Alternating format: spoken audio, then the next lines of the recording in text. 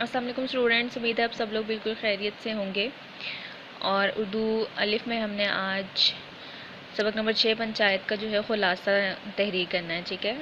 پچھلی دفعہ بھی میں نے آپ کو بتایا تھا خلاصے کا مطلب کہ جو اہم باتیں ہیں وہ آپ نے ساری بیان کرنی ہے کہ کہانی مکمل طور پر اس میں جو ہے وہ واضح ہو جائے، اور جتنی بھی آپ کو لگتا ہے کہ غیر ضروری باتیں ہیں ان کی وضاحت جو ہے وہ آپ خلاصے میں نہیں کریں گے۔ اور دوسری بات کہ یہ جو مکالمے کی صورت میں باتیں کی گئی ہیں ان کو ووین کی صورت میں آپ نہیں لکھیں گے خلاصے میں، بلکہ یہ ساری اپنے الفاظ میں آپ بیان کریں گے، اور ان میں سے جو اہم ہوگی وہ بیان کریں گے، کیونکہ یہ آپ نے دیکھا تھا کہانی بہت لمبی تھی، تو ہم اتنی لمبی کہانی کا خلاصہ کس طرح سے کریں گے یہ میں آج آپ لوگوں کو بتاؤں گی، ٹھیک ہے۔ ہر بات بھی اس میں آ جائے گی، اور جو اہم باتیں ہیں ہمارے سامنے کہانی جو ہے وہ بھی واضح طور پر واضح ہو جائے گی، اور ہمارا خلاصہ بھی لکھا جائے گا، ٹھیک ہے۔ اور غیر ضروری باتیں بھی جو ہیں وہ ہم چھوڑتے چلے جائیں گے۔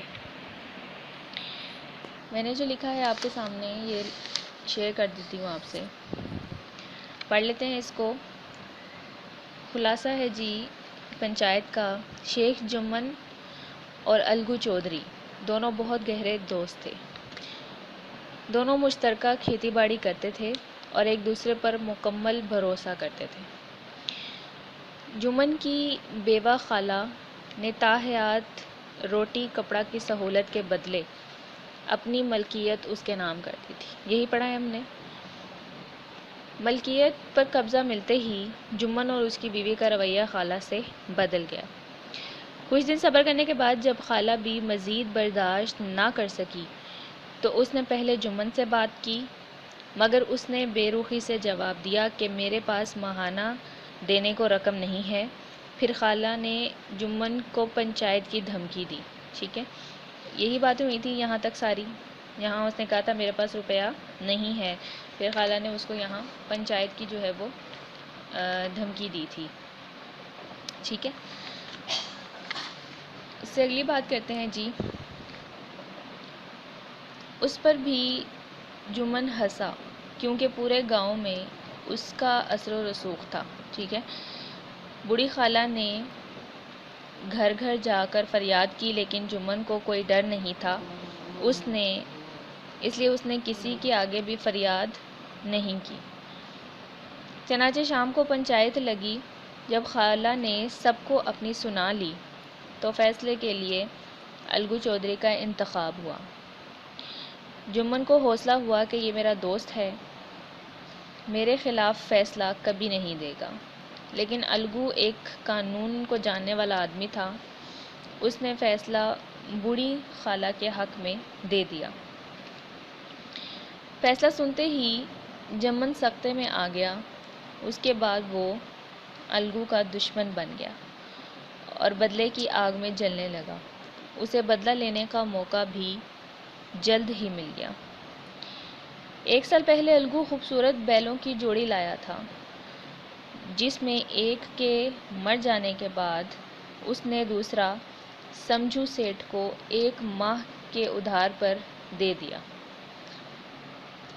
سمجھو اس بیل پر منڈی کے بار بار پھیرے لگاتا اور گھی گڑ منڈی لے جاتا اور وہاں سے نمک اور تیل لا کر گاؤں بیچتا۔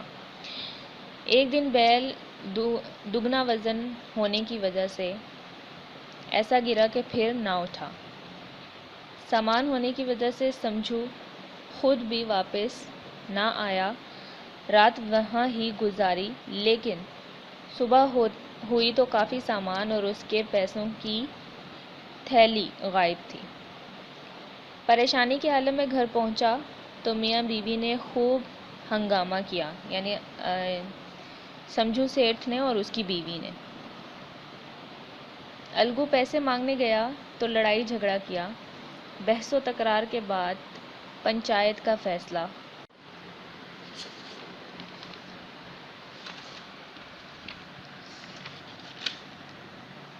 آگے ہے۔ پھر سمجھو سیٹھ نے شیخ جمن کو ثالث مقرر کیا، یعنی فیصلہ کرنے والا مقرر کیا۔ یہ سن کر الگو پریشان ہو گیا، مگر جمن نے انصاف سے کام لیتے ہوئے فیصلہ الگو کے حق میں سنایا کہ سمجھو سیٹھ کو اسے بیل کی قیمت ادا کرنا ہوگی. ٹھیک ہے. پھر جمن الگو کے پاس آیا اور اسے گلے سے لگا کر کہا کہ میں تمہارا دشمن بن گیا تھا، لیکن جب میں انصاف کی کرسی پر بیٹھا تو مجھے صرف سچ دکھائی دیا.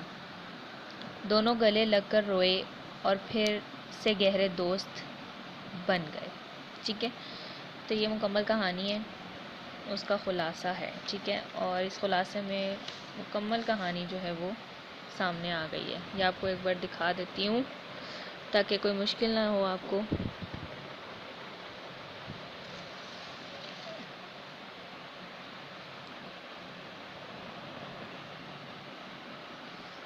ٹھیک ہے. آج کے لیے اتنا ہی. اجازت دیجیے. اچھے طریقے سے اس کو یاد کر لیجیے گا، پنچایت کے خلاصے کو.